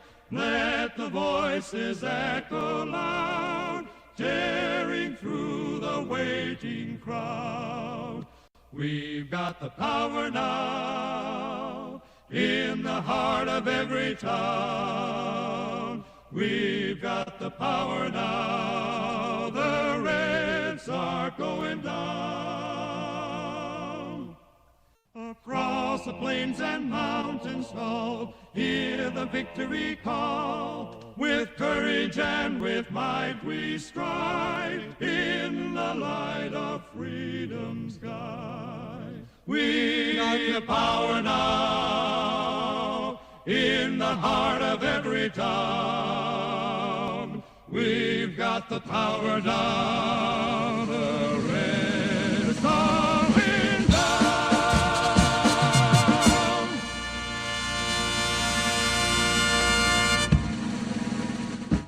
We stand firm in our belief. Hold tight. Through the times clearer we can see. Crazy world spinning round. Stay grounded. In our hearts simple truths of creed. Whisper of freedom and liberty. Rings true. Our foundation strong and deep. Holding on to what we know. While the rest of the world lets go. Steady paths we choose to follow. While the winds of change blow. In the story we built for trust in you. Never doubt. Time flies but we won't bend. Communists talk loud and fast. Stay solid. Our quiet strength is our reply. So salute to change but pause. Reflect. In unity our dearest friend. Holding on to what we know. While the rest of the world lets go. Steady paths we choose to follow. While the winds of change blow. In shadows we find our light. Through chaos we stay upright. Stay. With courage, faith on our side. Forever. Standing firm, our guide. Holding on to what we know. While the rest of the world lets go. Steady paths we choose to follow. While the winds of change blow.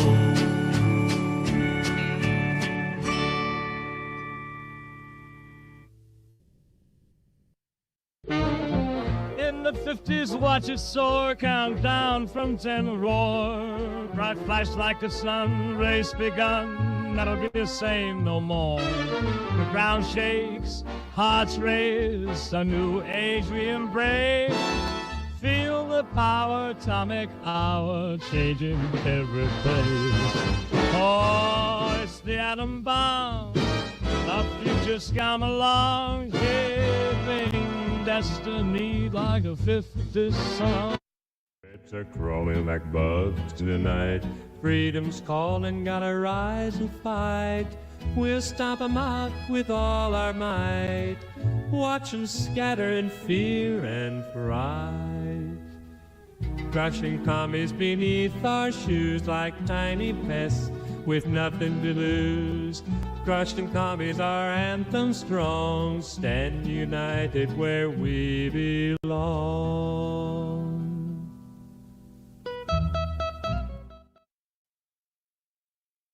Okay, welcome back to Culturama, everyone. I know we just have a little bit left of the show, but I did want to cover the Jake Paul and Mike Tyson fight because I know that that's been on the docket for quite a few days now, and I know I'm somehow obligated to talk about that because it's such big news. So I will be referring to that here in a second, but it looks like that I did receive a Rumble rant, so I wanted to read that one out loud. Let me go down here.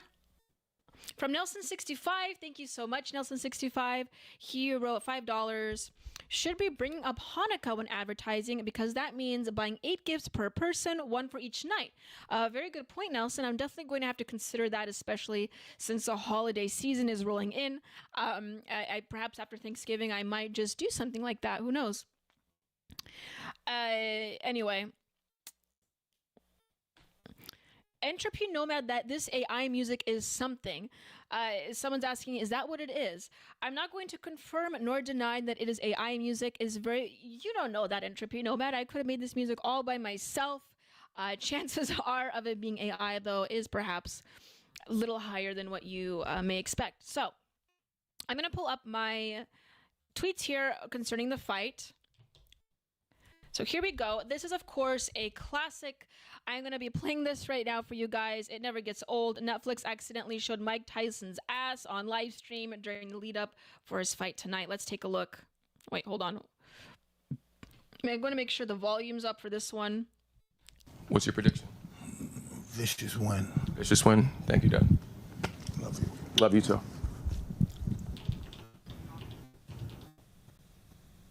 Whoa, what's your prediction? Yeah. Vicious He just goes win. off there. Vicious win. Thank you, Dad. Love you. Love you too. There he goes. Nice. Okay, so we've seen that one, obviously. What's I your also want to look at some, again, I'm going to level with you guys. I don't have any remarkable or deep insight on the fight, really. I just wanted to cover this with you.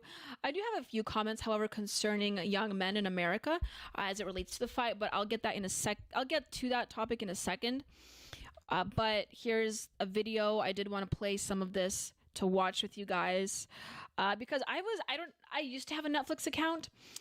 I did not resurrect it for quite some time, so I was looking up clips of the fight because I was genuinely interested for a second. I do like watching boxing, and I couldn't find anything. It was very difficult. Netflix, obviously, I thought scrubbed everything online for copyright purposes or whatnot. But it has come to my attention, actually, that the reason why there was so little clips is because the fight only lasted like a little under 40 minutes, apparently. And the fight apparently wasn't all that remarkable. So, yeah, I guess I didn't miss that much. But let's just watch a little bit of what has been released and try to make some light of it, have some fun with it. Quested the 2-minute rounds, wanting to see more action. He just landed the overhand right, testing the beard of Paul Early.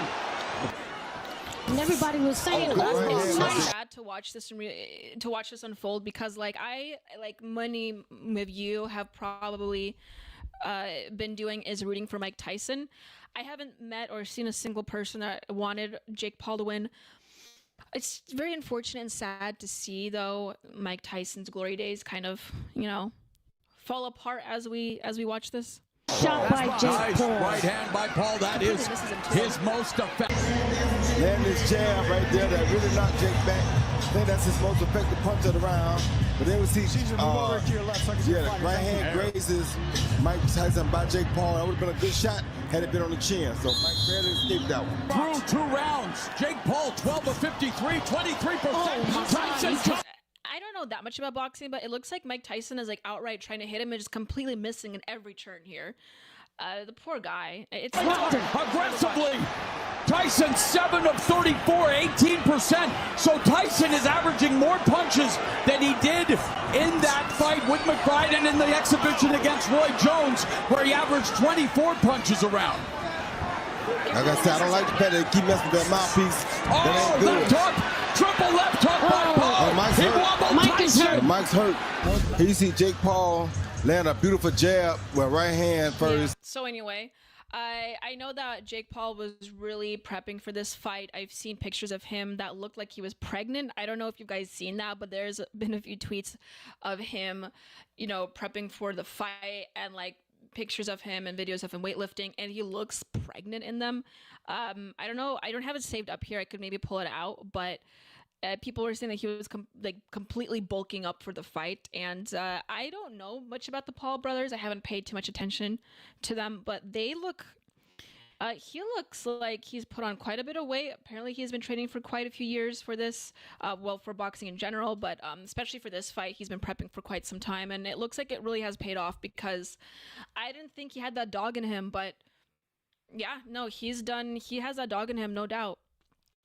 Regardless, I did want to talk about a tweet I found related to the fight, and I think it opens a door for an interesting conversation. But I don't know if you guys know who Lomez is, figurehead within the dissident right, but he tweeted this. He doesn't state Jake Paul's name specifically, but he clearly hints at it. This was posted as the fight was going on, I believe. He wrote, "It's not just the reflexes and the strength that goes. When you're 27, Jake Paul's 27, by the way, there is a wild rage that lives inside of you. Over time, it cools and hardens. The fury it takes to want to kill a stranger for sport, to taste his blood just because you can, that leaves you." Very deep analysis by Lopez here. Now, I would ordinarily agree with this, that young men, they do have this like inner rage, and we see it go out in the polls. We've seen it come out in the polls as the presidential election had occurred. But I also want to point out that, like, is this really going on?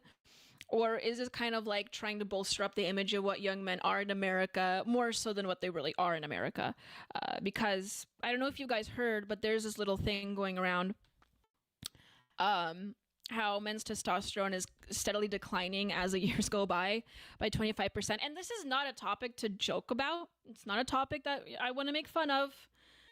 I'm just saying that this is a phenomenon that has been happening and has been affecting young men for quite some time in the United States, and it very much could be shaping the sexual market as we speak and the dating market as we speak in the United States. It's affecting young men. It could be perpetuated by the food that they eat, by the lifestyles that they take up. I found a study, actually, I should have pulled this study up.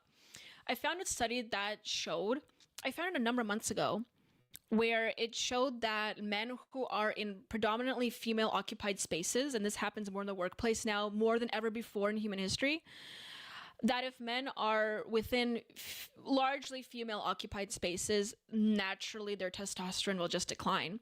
And especially with workplaces right now, and with the workforce in general, more women are entering into workspaces and in the office spaces that men have to interact with them constantly. And what that will naturally occur is that their testosterone will just decline. And so, you know, there's obviously a broader conversation to be had about the effects of a woman in the workplace. I don't necessarily think that it's a bad thing for more women to be in the workplace. I mean, I'm not gonna say that's a bad thing. That's like shooting myself in the foot. However, there is physical effects that follow from that, and we have been seeing that happen for quite a number of years. So that's another reason. But let me see if I can find the graph here.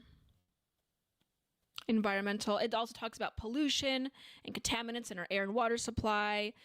Everyday items like plastic containers affect. I don't think plastic containers affect testosterone as much as some other things, but as you can see, great decline. Like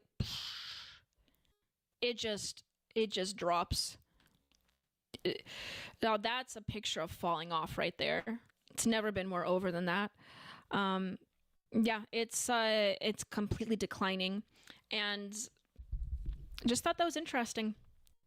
So is this male rage happening as much as Lopez, or is it transpiring as much as this account is trying to suggest? Perhaps with someone like Jake Paul. I don't think for the en masse for young men in America that's as happening to the degree as what he's saying.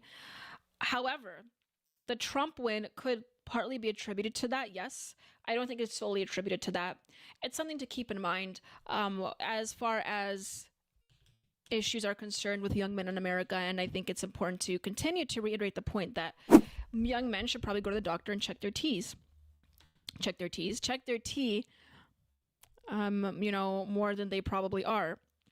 Nelson65 wrote, "Men have to suppress their sexuality when being around women, which has an effect on the mind and body." Good point. I don't know if that's the reason why their testosterone naturally drops, but that could very well be the reason. Our efforts are converted into building relationships instead of being king of the hill, wrote Entropy Nomad. Interesting. Perhaps. Love Kit wrote, "Theory I read, birth control affects female pheromones. Pheromones affect men's testosterone." Perhaps that's related to hormonal birth control, and that could very well be correct. I know very little about the long-term effects of hormonal birth control. I know that it does have significant effects on emotional stability, health. I don't know the specifics of it and if that necessarily affects pheromones, but that could very well be the case. Another more argument for copper IUDs, if that is something women want to look into for birth control. Obviously, I'm not saying hormonal birth control is good. But yeah, as the use of hormonal birth control increases, that will most definitely have an effect on the biological effects of women and even for men, perhaps. So I have no doubt that it would affect pheromone output, or I guess you wrote it just affects female pheromones in general. I wonder how that would be. But anyway, checking if we have any more donations just to be safe. Okay, we do not. Wonderful. Well, it's not wonderful. I still encourage you guys to donate, but just making sure I didn't miss anything. Yeah, that Hanukkah suggestion could very well work, Nelson65. I'm going to have to think about that. Good workouts or hard work will build those T numbers. Too many sedentary soft jobs for men. I completely agree, Ron. This is another big one. Thank you for reminding me. I was going to mention that. Exercise makes a big difference.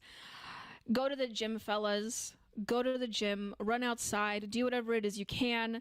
Too many guys are just sitting around playing video games. I'm going to sound like an old hag right now, but it's true. Too many of you guys are sitting around playing video games, watching TV, or your favorite streamer. Don't stop watching your favorite streamer, okay? But maybe take some time off the video games to go to the gym. Okay, we only have a few minutes left. I wanted to watch a video with you guys, so I'm gonna pull that up here before I run out of time. Although, if I stay a few minutes, that's no big deal. Let me pull up this video. I found it really interesting. I don't know if you guys know who this guy is, but he was on Michael Knowles. Hold on a second. Who here likes IQ? And who has heard of Chris Langan? I believe his name is. If you haven't heard of him, that's okay. I will explain it to you in a second. A lot of you are probably thinking, what the hell is she talking about? But I did want to talk about this before I left here. Okay. So this guy scores over 200 in IQ tests every time. This guy's a genius. And he went on Michael Knowles to discuss his theory of everything. For those of you that don't know what the theory of everything is, it's basically just a term to denote one's theory of everything, epistemological theory to explain how the universe functions and whether God exists or not, and God's involvement of the universe. I know, big stuff. But I wanted to watch this video with you because I found what he says really interesting. And again, this guy scores over 200 on IQ tests every single time. This guy, for all intents and purposes, is a genius. And since he was in Michael Knowles, I wanted to talk about what he said on his show as far as his theory of everything is concerned. And I did some digging on him, and I saw some of his interviews that he's had with people. And I have a transcript of the interview about this. And obviously, we have only a few minutes left, so I'm not going to be talking about the details and the nitty-gritty of his theory of everything, but I did want to touch on what he specifically mentioned about the U.S. education system, and how it has failed him. So let's take a listen to this. Well, I admit it, with no false modesty and no undue confidence. Well, IQ is not the last word on intelligence by any means. IQ is where you focus. You can focus, marshal all your intellectual energy and focus it very tightly on one item that you've been presented with. Okay, there's tests contain items, and you're focusing on each one of those items. You're not seeing anything else. Okay, and that's what IQ is. But in addition to that depth and that focus, there is also aperture. Think of the mind as a kind of camera. Okay, what a lot of high IQ people have a lot of diffidifficulty doing is widening their mental aperture. You've got to be flexible. You've got to be able to widen and narrow that. But he's going to explain a little bit more about reality that is God here in a second. That aperture at will as you're doing the depth perception too. So you've got the focus, depth of focus, the magnification, as it were, plus the aperture. And most people, most high IQ people, they have the magnification, but they don't have the aperture. So then from the perspective, simultaneously, I suppose, both of depth and breadth here, if we're talking about a theory of everything, the first question we have to establish, does God exist? Yes. Simple as that. Well, it's the identity has the reality has. You heard it here first from a genius, a certified genius, saying God exists. Has an identity. Now, as far as I'm aware, when I did my research on him, he does not. He is not part of any formal religion. Okay, so he's not a Christian, he's not a Muslim, but whatever the case, not Jewish, not Buddhist, but actually, I think he's a Christian. He's a non-denominational, but he doesn't talk about Christianity all that much. But the point being is that he does believe in God, and he thinks God is real. Let's take a listen a bit more about what he says concerning that. Identity. Okay? The identity is that as which something exists. Okay? Matter of fact, when you say the word reality, you're naming an identity. You're identifying something. This. I'm smiling because your answer on this is so beautiful. It just reminds me of Moses at the burning bush. And Moses at the burning bush says, "Who shall I tell the people that you are?" Talking to God. And God says, "Tell them I am that I am." That's right. I am identity itself. I'm being himself. That's exactly right. And that's what the CTMU says. It just comes up with the mathematical. CTMU refers to his name of his theory of everything, basically. I believe it specifically states, oh geez, where is it? Oh, it's called, all right, yeah, here it is, like the CTMU, the theory described in the book.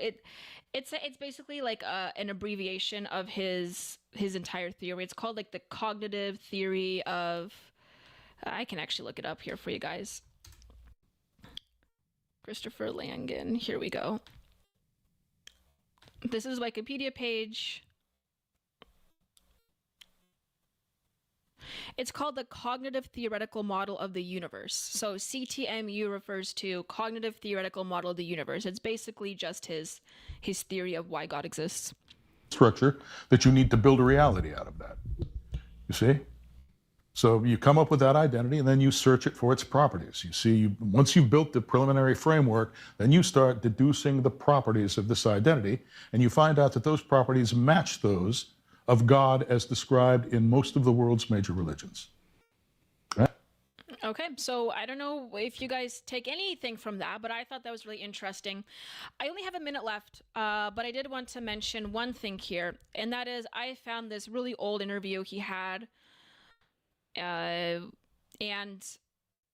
he basically points out the failures of the U.S. American system, the U.S. education system, and how, this man, who clearly is very intelligent, okay, he sits there and he thinks about creating and programming this entire system, a theory of everything to explain the reality and nature of the universe.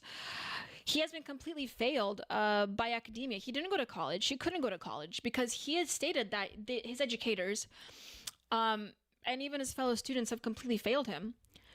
And so I do want us to kind of sit with this question and really consider what can we do to have a system where, yes, it benefits your average individual, your average IQ, average 100 IQ American citizen, but how can we actually also reorient the system in a way in which it does benefit people who are truly exceptional? And he references this in this interview, which I won't be reading this entire interview for you, but he references how, and I wholly believe this, we need to individualize a system and individualize it in a way that tries to identify exceptions and propel them forward rather than universalizing everything. Because again, as I've stated before on this episode and previous episodes, is that we place so much emphasis on the universalization of outcome and of opportunity to a point where people like this, who are truly brilliant, will just fall off of the system. They'll completely fall off. And he's lived a very mediocre life. He hasn't done really anything with his life. I mean, I believe on his Wikipedia it states that he Oh, what did he did like some basic job. He's a failed journalist, right? Let's see here. He conducted some independent study, but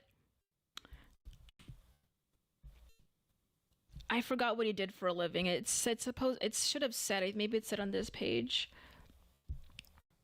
Yeah, he was a bouncer. Here it is. He was a part-time bouncer in a bar. So like this guy doesn't have a career really to refer to, or no professional background really, right? He's lived in a one-room apartment, living off of $6,000 a year actually. This is what this interview said. It's an old interview, so maybe it's a little more now. Who knows? I can't even imagine $6,000 a year. So making very little money, doing really nothing with his life. But I really think that's because the system failed him. And if you want to look it up, you can find Chris Langan's IQ Sets Him Apart. That's the name of the article. It's found in the Wayback Machine. If you want to read it, it's really interesting. But at any rate, it's something to consider given the system that we live with right now, and how we're bolstering people up that perhaps won't succeed, but we bolstered them up anyway. And when you have people that truly have the charisma and the ability and the intelligence to succeed, and they just can't, because the system doesn't recognize them for what they are, because it wants to dilute and universalize everything. That's the case with college degrees. As we already talked about, you'll go to school, you'll get that Harvard degree, and what will it show for, right? It's already diluted by all these people that attend the school that frankly don't deserve to be there, because we had programs put in place that tried to fit a specific quota, and it will just dilute the very nature, the very value that the degree originally has brung. Anyway, I'm going a little bit over time, so I'm going to go. But I want to thank all of you that, let me check one more time if I didn't miss any donations here. Nope. Okay, good. I want to thank all of you for showing up today on today's episode of Culturama. On next episode, on Thursday, between 5 to 7 p.m. PST or 7 to 9 p.m. CT, I want to see you guys there. I'm going to be interviewing someone very special. It's going to be a lot of fun to talk about, so I want to invite you guys to watch with me again on this Thanksgiving season on Culturama this Thursday. Otherwise, thank you for showing up. Thank you for commenting, and thank you for sharing the stream. I really much appreciate that. And let's all take our part in reclaiming the zeitgeist yet again in the United States. Thank you everyone for showing up, and I hope you have a good rest of your evening.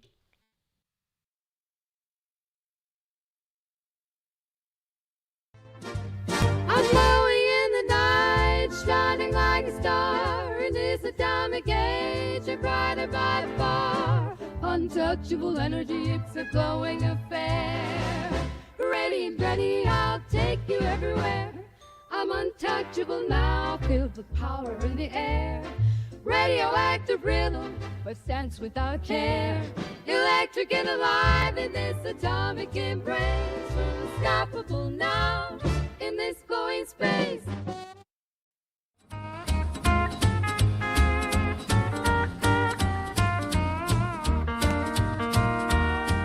We were towns with friendly neon signs. We were living in this stupid times, leaving vibrations, crazy schemes behind. In our hearts we long to rewind. Oh, the past was where the love belonged, singing our nostalgic song in a world that felt so right and true, without progressives to misconstrue. It's a crawling like bugs in the night. Freedom's calling, gotta rise and fight. We'll stomp 'em out with all our might. Watch 'em scatter in fear and fright. Crushing commies beneath our shoes like tiny pests with nothing to lose. Crushing commies, our anthem strong. Stand united where we belong. In the 50s, watch it soar, count down from 10, roar. Bright flash like the sun, race begun, that'll be the same no more. The ground shakes, hearts race, a new age.